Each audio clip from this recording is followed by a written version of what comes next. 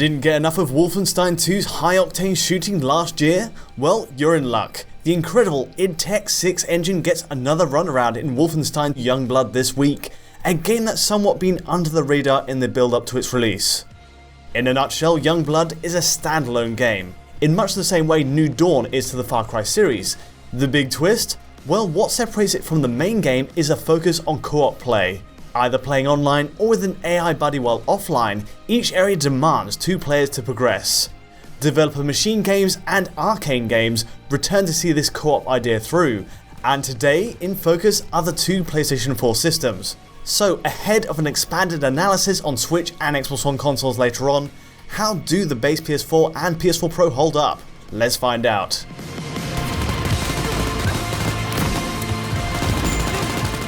In theory, Youngblood should be a more demanding, GPU-taxing game than its predecessor. That co-op dynamic is integral to beating the game, and simply put, doubling the players equals more effects on screen. It's built right into the game's DNA, with each player taking control of either Jess or Soph.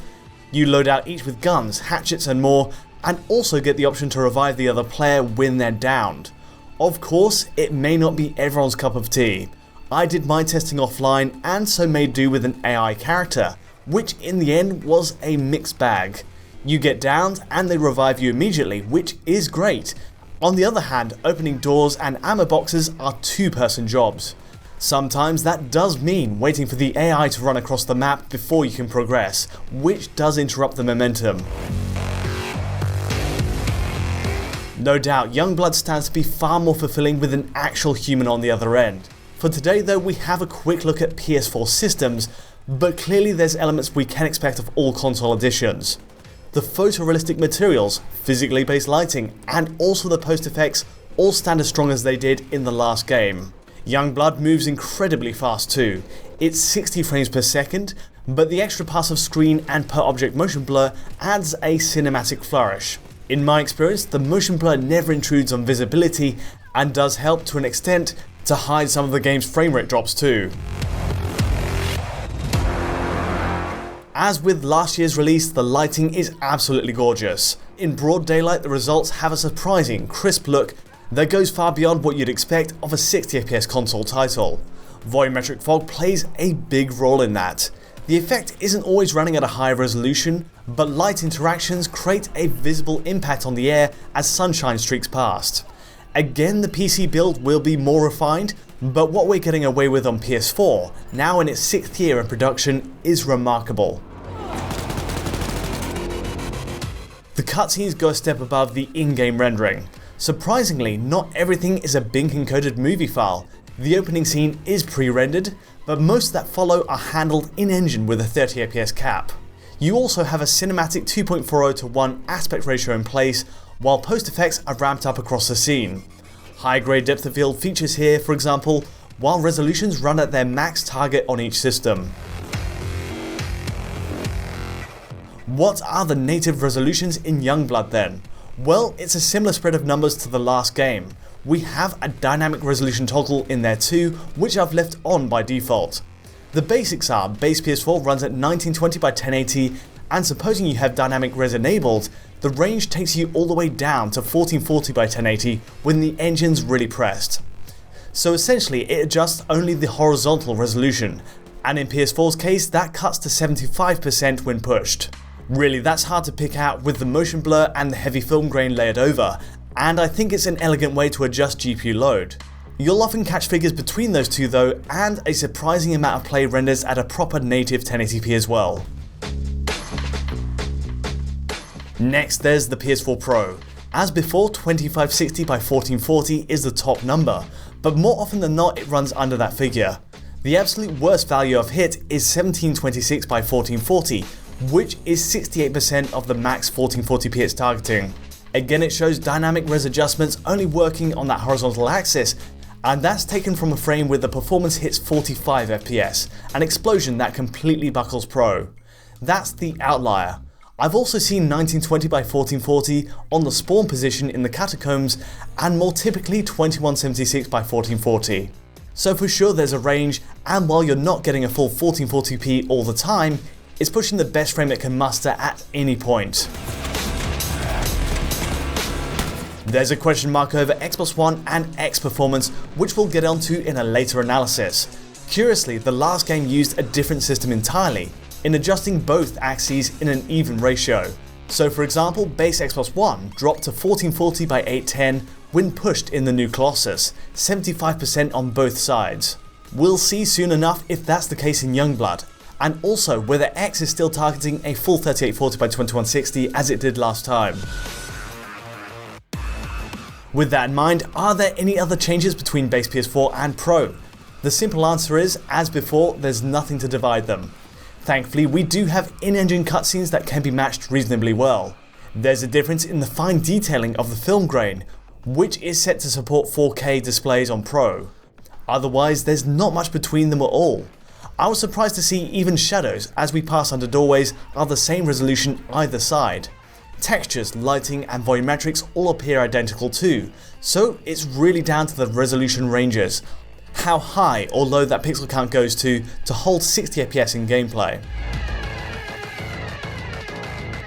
Performance then is a real sticking point. The legacy of competitive Quake, Doom and Wolfenstein play always hung on getting the fastest refresh from id Tech possible. The 6th iteration of the engine makes that a core tenet on console, and even gives you options to fine tune it. Resolution and frame rate are tightly interlinked, and depending on which mode you have selected in the dynamic resolution setting, you'll get very different results. I went into Ps4 Pro first with the default setting as on, and this is how it pans out. It's 60 FPS mostly, but throughout, you'll see a lot of small hiccups and misframes here and there. It's a tiny bit rough, but certainly enjoyable and ostensibly a 60 FPS game. Is this good enough? Well, for me, just about. Though clearly, even setting the lower bounds to 1726 by 1440 isn't quite enough. The worst case is seeing a lurch to 45 FPS, and of course that's during a big explosion from one of these armoured enemies.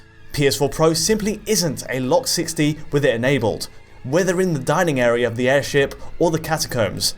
Interiors or exteriors, the risk is always of sluggish spells, especially when you get up too close and personal to a foe spraying blood effects across the screen. As a result, it's fair to say shotgun users will see more of it than players who prefer longer range weapons. Ps4 Pro's turnout is roughly in line with what I saw in last year's game. Moment-to-moment play is solid, but expect some drops. That made me wonder how base PS4 might hold up, even with the dynamic res going down to 1440 by 1080. As it turns out, enabling dynamic res again doesn't save PS4 entirely. 60 FPS is reasonably well met most of the time. The drops though, when they do happen, are much more glaring. There's a sudden spike down to 30 FPS in the toughest bit, for example, and while generally expected in the 50 to 60 FPS bracket, navigating that diner area with a shotgun starts to push the machine a bit too hard. Honestly, it did start to become tougher to control. The variability makes it harder to aim. There's a fix though. Now, I tested this on base PS4, being the more prone to big drops, but it'll apply to Ps4 Pro too. The dynamic resolution setting isn't a simple on-off toggle, and there's another mode in there, called Aggressive. This is that diner scene in action again with that enabled. The idea is, Aggressive mode simply renders the whole scene, but with the resolution typically set to the lower bounds, around 1440 by 1080 in this case. With that in place, there's more GP memory bandwidth spare for the sudden spikes in alpha effects on screen. And well, the results speak for themselves. That's problem solved, and honestly the drop in image quality seems like a fair trade too. You get a 60 FPS line, much closer to what I actually wanted from Youngblood, and it's far more dependable. Out of morbid curiosity, I did also try out dynamic resolution totally disabled. Same scene again. Locking the game to 1920 by 1080 permanently is just asking for trouble, and yeah, it turns out like this. We're looking at performance roll between 40 and 60 constantly. I doubt anyone would get much use out of it, but supposing you can't stand res drops, the option is there. For base PS4 and Pro, I'd highly recommend sticking to Aggressive. It's the best way to enjoy the game. There's much more to come on Youngblood, so stay tuned. The Switch conversion is handled again by Panic Button, and now we have full access to them, we'll be looking at how the Xbox One systems hold up too. For now though, hopefully that gives some insight into where the PS4 systems stand on release. If you did appreciate this quick look, feel free to like or subscribe, and as ever, hit the bell to get notifications as any new video lands. To get the source file to this video, check out our Patreon at digitalfoundry.net, and to get in touch directly, just use Twitter. But from me for now, thanks for watching.